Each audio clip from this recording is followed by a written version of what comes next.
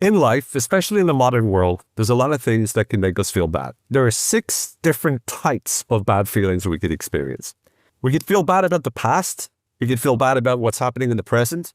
We could feel bad about what's going to happen in the future. We also have situations where there's setbacks of things that we expected to happen a certain way and they don't. And then there's problems that come out of nowhere and can really negatively impact the way in which we feel. Finally, there's our biology and the influence it can have on the way in which we feel. And in this episode of the Changing Minds podcast, I want to walk you through not only what the 6 different types of bad feelings are, but also explain to you the most optimal and most useful strategies that you can use to help you to be able to cope with and deal with each different type of bad feeling that you experience. By the end of this episode, you will know what to look out for, exactly why you feel the way you do, and more than that, you'll have specific strategies that you can immediately implement. Let's get to it. Hello and welcome to another episode of the Changing Minds podcast. My name is Owen Fitzpatrick, and in this particular episode, we're going to do something fun. We're going to use a framework that I've built over the course of the last few years, which helps me to be able to analyze and understand the various different types of bad feelings that we experience every single day. And so we're going to be looking at 6 different types of bad feelings. I'm going to walk you through not only what that means from your perspective or how to be able to understand what we're feeling bad about, but also we'll be looking at specific strategies that work best for each. So the kind of problems that you might face about things that have happened in the past, those kinds of strategies that help you with those are going to be different to strategies that help you to be able to deal with things that are about to happen in the future that you're not looking forward to. So we're going to look at the various different categories of bad feelings, and I'm going to then share with you the strategies that work for each. So what are the 6 categories? Well, very briefly, the 6 categories are things that make us feel bad about the past, things that make us feel bad about the present, things that make us feel bad about the future. There's things that make us feel bad about what we expected to happen and when there's a setback and actually something else happens, so we're more like disappointed, if you will. Then there's also situations that are just problems, bad events that happen into our lives. And finally, there's whenever our own biological experience, what we feel physically, influences what we feel emotionally and mentally as well. So those are the 6 categories. I'm going to walk you through each, give you different examples, and most importantly, share with you some of the most important things you need to know to be able to deal with each of these different types of bad feelings. And I want to start with the first category, which is remembering the past. Because a lot of times, whenever, for instance, Eckhart Tolle, who is the author of a couple of great books, A New Earth, The Power of Now, one of the things that Tolle talks about is that whenever you're thinking through the problems that you have in your life, whenever you feel bad, almost all, from his point of view at least, almost all of those bad feelings stem from either the way you feel about the past or the way you're feeling about the future. And he said when you fully focus on the present, then there is no pain, there is no problems, because everything that you're feeling is a result of the past and the future. Now, I have a more nuanced perspective of that, in the sense that if he's talking about this pure moment right now, this second, which he pretty much mostly is, then I would see where he's coming from and agree. But for me, I want to first of all talk about these past experiences. And the past experiences that make us feel bad include whatever we feel bad about something that has happened in the past. So we feel bad about the negative events that we've experienced. And this might be a sense of sadness. It could be depression. It could be that we're angry about the past, that we have a sense of bitterness. It could be that we feel bad about ourselves because of the past. We feel a sense of shame or low self-esteem. These are all just examples of the bad feelings that we experience from the past. And in order for us to be able to deal with these kinds of things, there are a number of strategies that tend to work better than others. And what I want to do is give you a few of them so that you can, whenever you're experiencing a bad feeling and you track it, that it is to do with some events in the past. In other words, you're remembering things from what has happened earlier this week, earlier this year, maybe a few years ago. Whenever you find yourself feeling bad about past experiences, these strategies tend to work. And the first one is, one of the most critical things we need to do is to be able to remember some of the events or some of the situations where we've overcome negativity and where we've experienced positivity. In other words, whenever you're remembering a negative experience, it's important for you to remember, number one, that you've overcome that. And number two, that you have also experienced positive things. And those positive things sometimes are as a result of those negative things. So let's imagine you didn't get a job, for instance, and you felt bad about that. Well, because you didn't get that job, that probably opened you up to get another job. Or because a relationship didn't work out, some of the things that are in your life today that you have to feel good about happened and might not have happened if you didn't get rid of that relationship, or if that relationship didn't come to an end. So it's imperative that we see the value that has come directly as a result of the bad experience in the past. That's the first thing. The second strategy is we need to be able to look at the lessons or the learnings that we get from the negative experience. So whenever you go through anything and you remember it, oftentimes you remember how bad it feels, but really how you think about it will change depending on what you're looking for in that memory. So in other words, if you're remembering a particular incident or event that makes you feel bad, obviously it's not going to feel good just because you tell your mind it is. But if you can ask yourself the question, what are the lessons or learnings that I can take from this? And these could be lessons or learnings you have taken, or lessons and learnings that you could take moving forward. And it's critical to do this, to ask the question, what are some lessons and learnings that I either took or I could take from this negative experience that would transform how useful it would be for me? And so when you could start to alchemize the power of this particular negative experience in the past, it could start to become something useful for you. And the third strategy is to be able to start to make it so that you tell yourself a new story. And this is imperative because most of the time, the reason we feel bad about the past is because of the meaning that we give to the past event, right? And it's not so much the bad event just itself, it's what that bad event means for us in our life. And so when you look at a bad event from your past, it's really useful for you to decide to tell a new story. And the story is giving meaning to that event. So there's a difference between the fact of a situation and the story you tell about the facts. And so the fact of a situation is what actually happened. But the story that you tell about those facts is really where a bad feeling comes from, but it's also where a good feeling can come from. So if you think through the facts of what actually happened, and maybe a good exercise would be you write down the negative experience, and you could write it out the way in which you felt it first, but then you write down what are the actual facts of what occurred. And then you look at what new story could I tell myself about those negative facts, about what actually happened that would empower me. And you can incorporate what we just talked about, such as what are the things that have happened that wouldn't have happened if this negative event didn't happen. So in other words, if you didn't go through that, what are all the things that would not be in your life now that you feel good about? So that's one way to make sure that the story goes in a positive direction. Another way is, again, the other exercise we talked about in terms of looking for the lessons and learnings. So the moral of the story, the insight that you learned from that experience that can benefit you or has benefited you. And that's the other way to turn it into a positive story. So you basically tell a story of you overcoming whatever the challenge was, coming away from that with a better life as a result of it, and also with lessons and learnings as a result of it. And when you start to train yourself to actually tell a new story, to search for the lessons and learnings, and to be able to remember how you overcame it and the other positive experiences that you had because you went through that, it can be transformational to the way in which you think about that negative past event. So that's the first type of, or first category of negative feelings that we feel. It's the bad events from the past. Second type of bad feelings are the bad feelings that we get about the present. And by this, I don't mean the actual moment right now in this second. I'm talking, when I talk about the present, I'm talking about what I call the considered present. And that means thinking about the present and the bad things that happen to be around in your life currently. So when you think about your life today and you consider your life today, what are the things that make you feel bad? Given the current circumstance. And again, that's why I call it the considered present.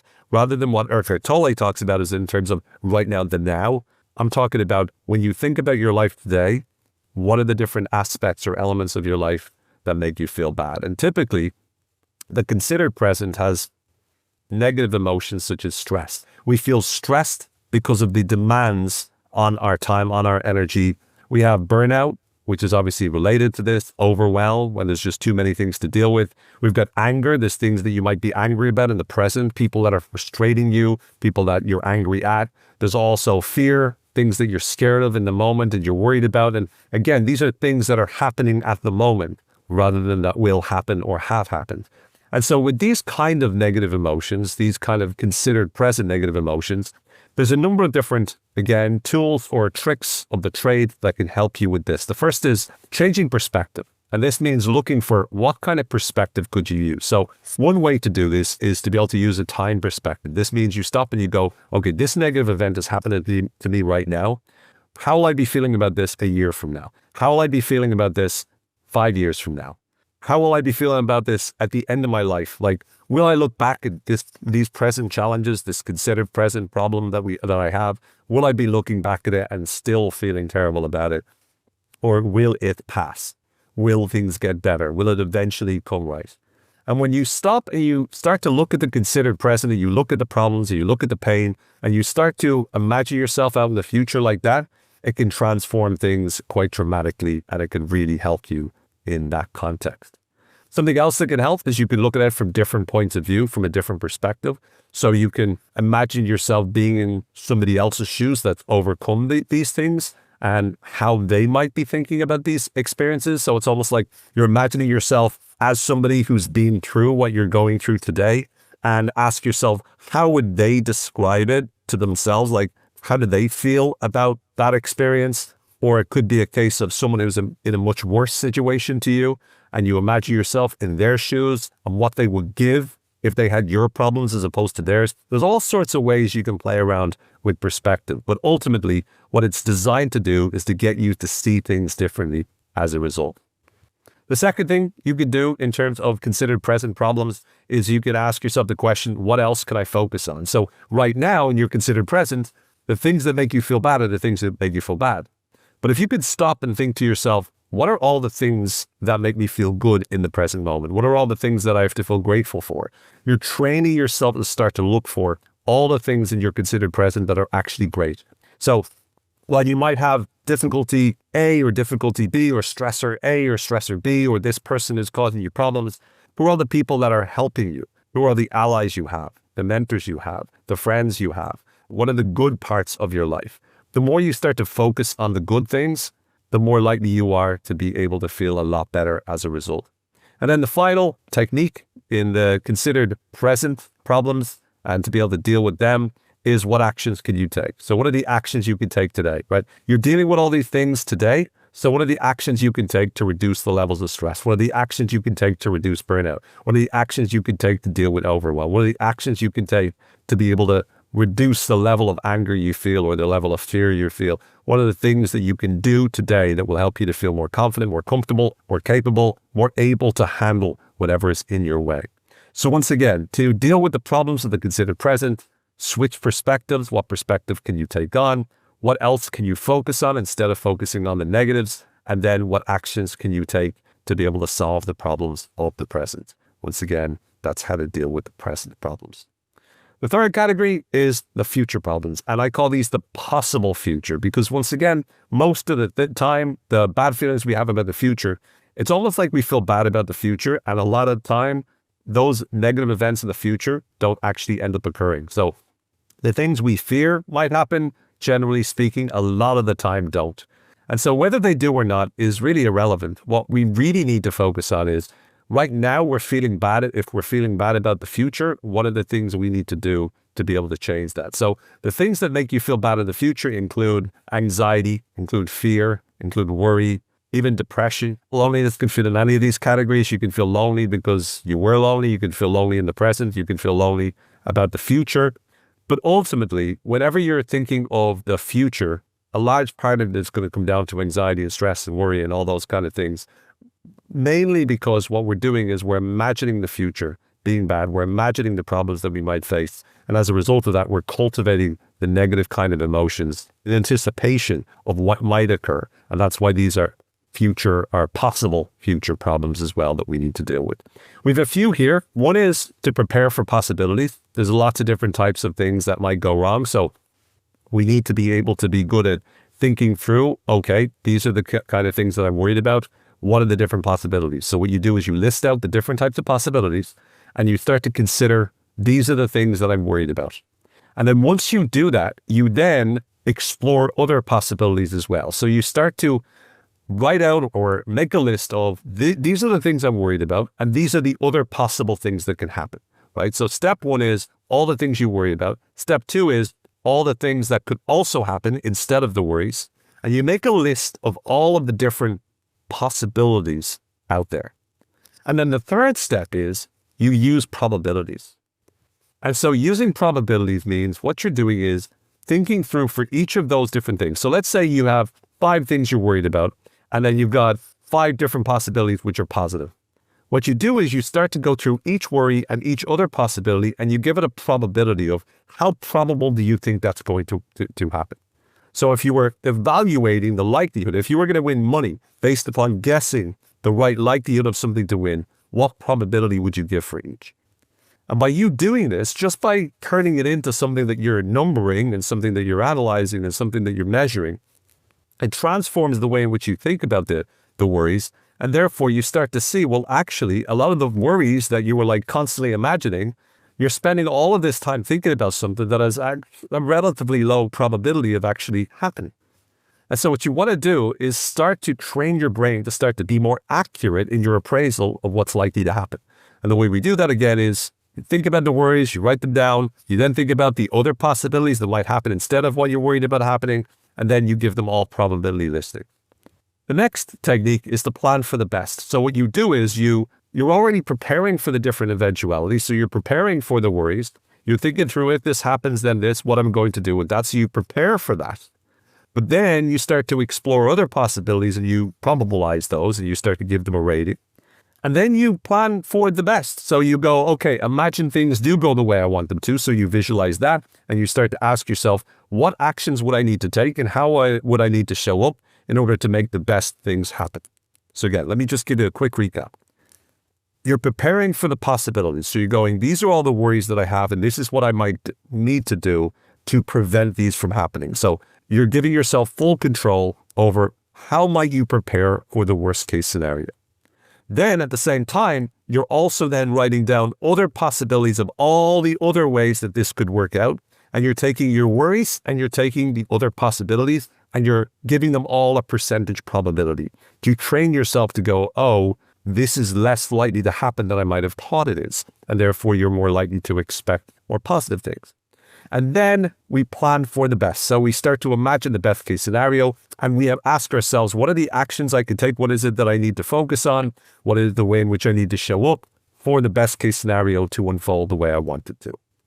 And then the final technique is to focus on the actions you can take. And these are the actions that you can take to prepare for the possibilities that you don't want to have happen, the worries.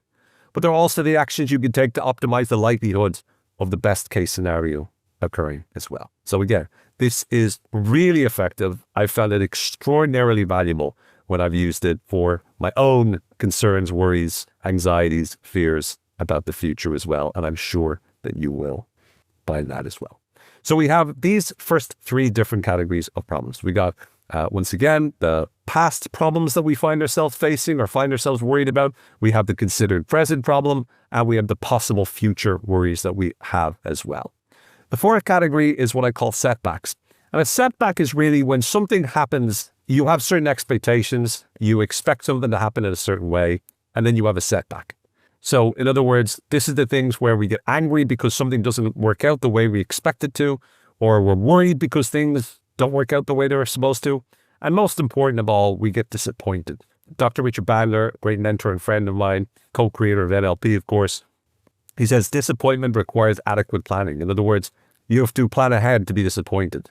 And so in many ways, unconsciously, that's what we tend to do, is that we have a setback because we expect things to go a certain way and then they don't.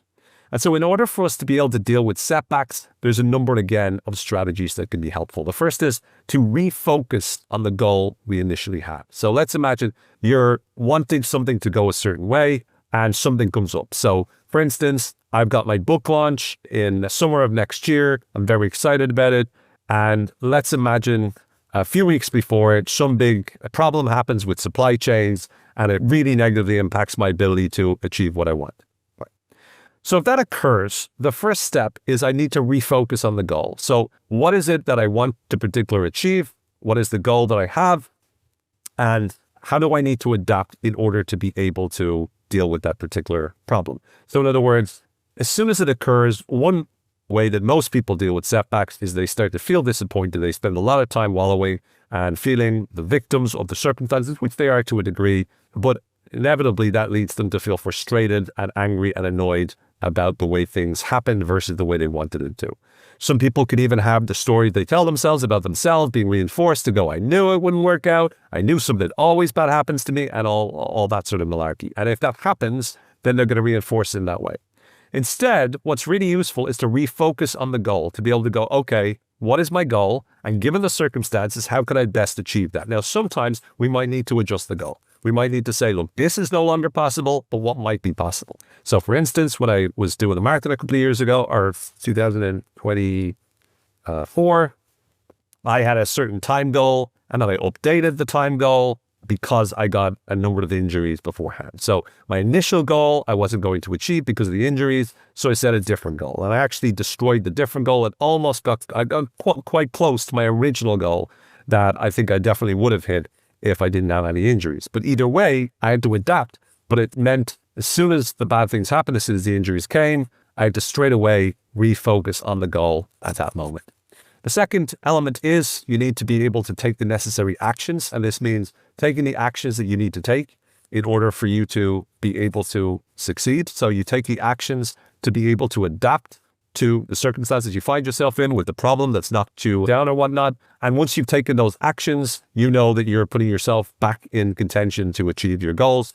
And then we also have to keep our focus on the prize. In other words, the bigger picture. What is the purpose that is driving us to achieve this particular goal? So whatever the goal is for you, that you have the setback, the why, the purpose, the reason you set that goal in the first place, that needs to come back in to drive you forward and to go, look, this is not going to stop me. This setback is not going to stop me. It might delay me. It might adjust the goal slightly, but this is just going to, the obstacle is the way. The whole Stoic Ryan Holiday's book, The Obstacle is the Way, that saying, the Stoicism idea, this is just going to serve to help me to be better as a result of this. So you might adapt your goal, but you refocus on it and you take the necessary steps you need to take, the actions you need to take, and then you keep your eye on the prize, focusing on ultimately your purpose, the overarching why that's driving you forward as well. So that's, again, a number of strategies to deal with setbacks.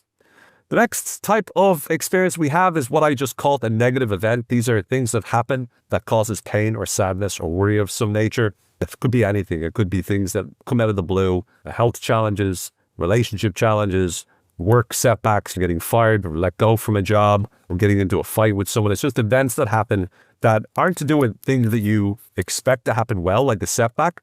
It's just you're moseying on, normal, everything's going okay, and then something negative happens and makes you feel bad. So that's an example of a negative event.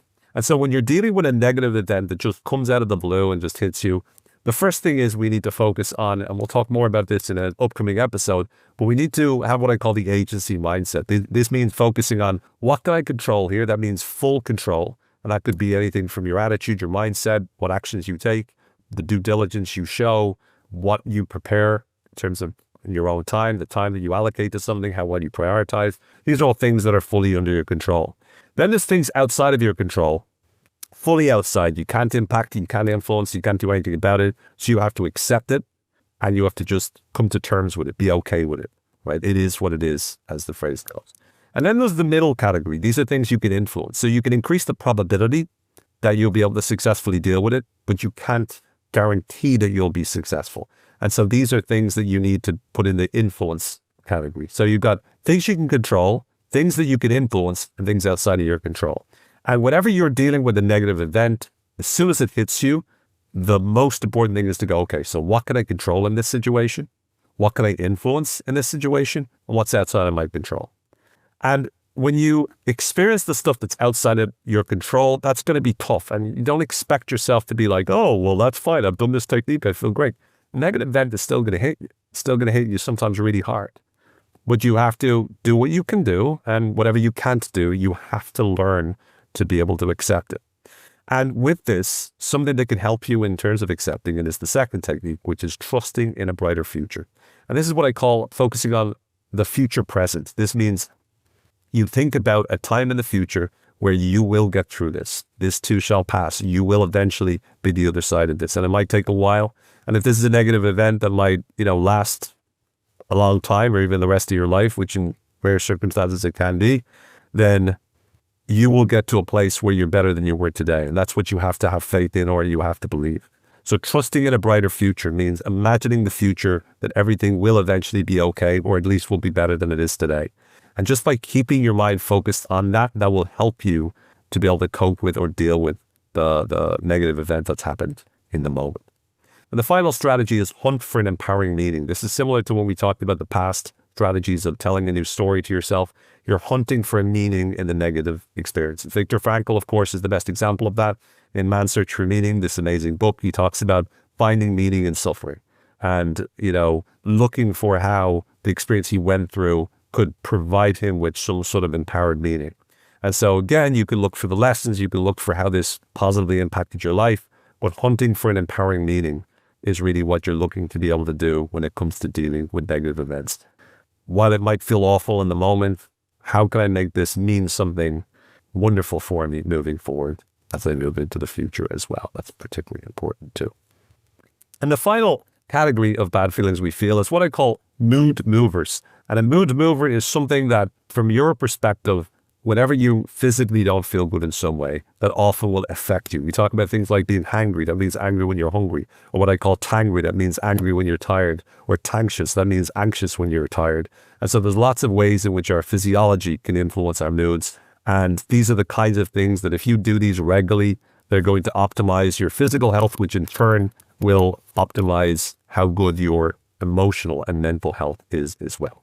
So the first is exercise. This means regularly exercising 3 to 5 times a week, making sure that you're getting the blood flowing, aerobic exercise of some nature, but of course there's also high intensity, there's weights, there's lots of different ways. You figure out what's the optimal for you, but some form of exercise regularly. And I'm talking purely in terms of mental and emotional, by the way. I'm not talking about physical. That's a different expertise.